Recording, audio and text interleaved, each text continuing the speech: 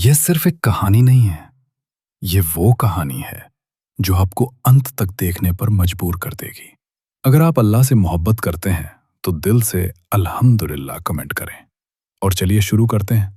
अगर आपने पहला हिस्सा अभी तक नहीं देखा तो उसे जरूर देख लें, क्योंकि वहीं से शुरू होती है हजरत यूसुफ अलैहिस्सलाम की सब्र और तकदीर की कहानी। और अब कुएं की अंधेरी गहराई से कहानी एक नए मोड़ की तरफ बढ़ रही है। सोचिए, एक गहरा अंधेरा कुआं, चारों तरफ खामोशी और ऊपर आसमान का छोटा सा टुकड़ा। लेकिन अल्लाह की योजना वहीं से शुरू हो रही थी।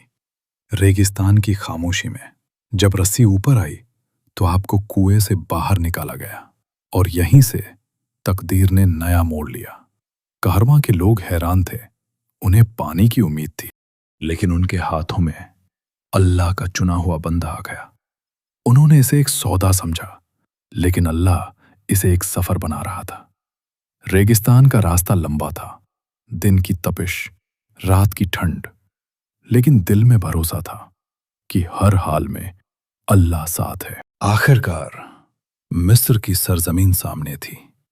ऊंचे महल, रौनक भरे बाजार और सत्ता की चमक। वहीं एक ऊंचे दर्जे के अधिकारी ने आपको खरीद लिया। कुरान बताता है, उसने अपनी पत्नी से कहा, इसे इज्जत से रखना, शायद ये हमारे काम आए, या हम इसे अपना बेटा बना लें। देखिए, जिसे उसके अपने दूर करना चाहते थे, अल्लाह ने उसी को महल तक पहुंचा दिया। लेकिन महल सिर्फ आराम की जगह नहीं था, वो एक नई परीक्षा की शुरुआत थी। समय बीता, अल्लाह ने आपको हिकमत और इल्म दिया।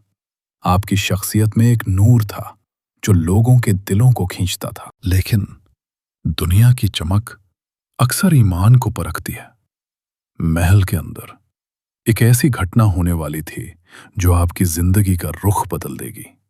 एक ऐसा इम्तिहान जहां सब्र और अल्लाह पर भरोसा सबसे बड़ी ताकत बनने वाला था। और यहीं से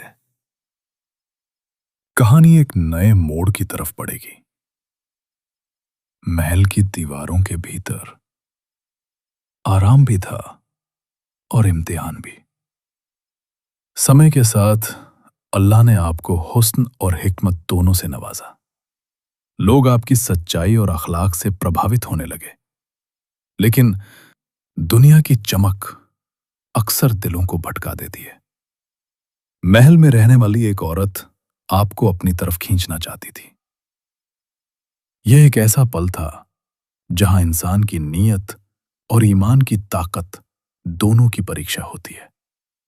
लेकिन आपने अल्लाह की पनाह मांगी और कहा, मैं अल्लाह की शरण चाहता हूं। यह सिर्फ एक फैसला नहीं था, यह ईमान की जीत थी। लेकिन सच का रास्ता हमेशा आसान नहीं होता। जब साजिश नाकाम हुई तो इल्जाम लगाया गया और हालात ऐसे बने कि जेल का दरवाजा खुल गया। सोचिए, महल से सीधे जेल तक का सफर। लेकिन जो अल्लाह पर भरोसा करता है, उसके लिए हर जगह इबादत बन जाती है। जेल की अंधेरी दीवारों के बीच आपने लोगों को अल्लाह की तरफ बुलाया। 2 कैदी आपके पास आए, अपने सपनों की ताबीर जानने के लिए। और यहीं से अल्लाह ने एक नया रास्ता खोला, क्योंकि जिसे दुनिया कैद समझ रही थी, वो असल में बादशाही की तैयारी थी। और कहानी अब उस मुकाम की तरफ बढ़ रही थी जहां सब्र इज्जत में बदलने वाला था। और कहानी अब उस मुकाम पर पहुंच चुकी थी जहां सब्र इज्जत में बदलने वाला था। जेल की अंधेरी दीवारों के बीच दिन और रात एक जैसे थे, लेकिन आपका दिल अल्लाह के नूर से रोशन था। आपने कैदियों को बताया कि असली आजादी अल्लाह की पहचान में है। 2 कैदी आपके पास अपने सपने लेकर आए। एक ने कहा, मैंने खुद को शराब निचोड़ते देखा। दूसरे ने कहा, मैंने देखा कि मेरे सिर पर रोटी है और पक्षी उसमें से खा रहे हैं। आपने साफ कह दिया, ये इल्म मेरा नहीं, ये मेरे रब की देन है। फिर आपने अल्लाह की दी हुई समझ से सपनों की ताबीर बताई। एक की ताबीर सच हुई, दूसरे की भी। जैसा बताया गया वैसा ही हुआ।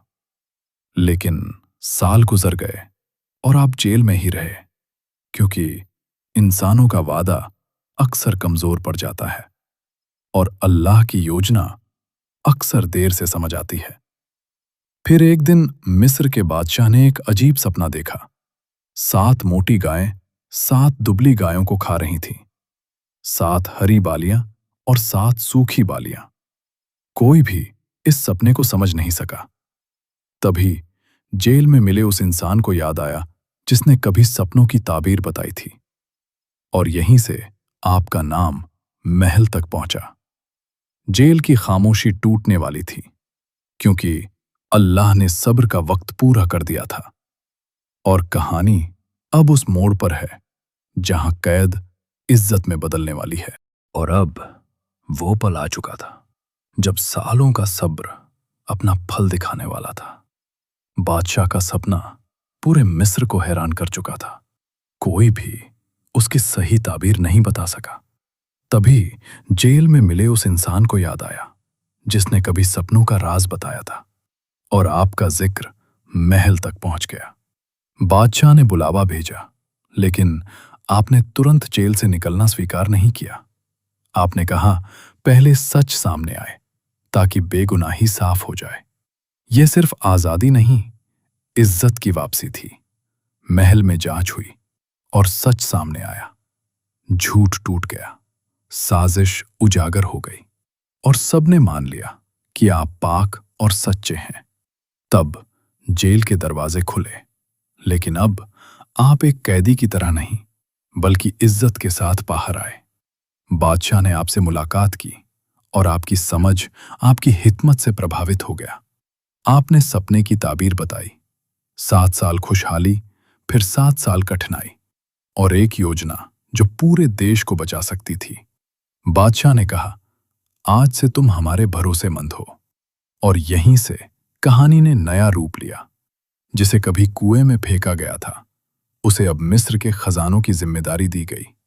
ये सिर्फ सत्ता नहीं थी, ये अल्लाह का वादा पूरा होना था।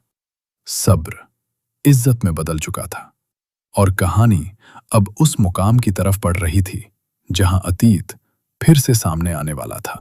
और यहीं से कहानी एक नए मोड़ की तरफ बढ़ती है। जिसे कभी कुएं में अकेला छोड़ दिया गया था, आज वही इज्जत और सत्ता के मुकाम पर खड़ा है। लेकिन कहानी अभी खत्म नहीं हुई, क्योंकि किस्मत अब उन्हीं लोगों को सामने लाने वाली है जिन्होंने कभी धोखा दिया था। सोचिए, जब भाई अपने ही भाई के सामने आएंगे लेकिन पहचान नहीं पाएंगे, तो क्या होगा? अगले हिस्से में हम जानेंगे कैसे सब्र माफी में बदलता है, और कैसे अल्लाह की योजना हर दर्द को रहमत बना देती है। अगर आप सच्ची इस्लामिक कहानियां पसंद करते हैं तो वीडियो को लाइक करें और चैनल को सब्सक्राइब जरूर करें, ताकि अगला हिस्सा आपसे मिस ना हो। सच्ची इस्लामिक बातें सुनने के लिए लाइक और सब्सक्राइब करें।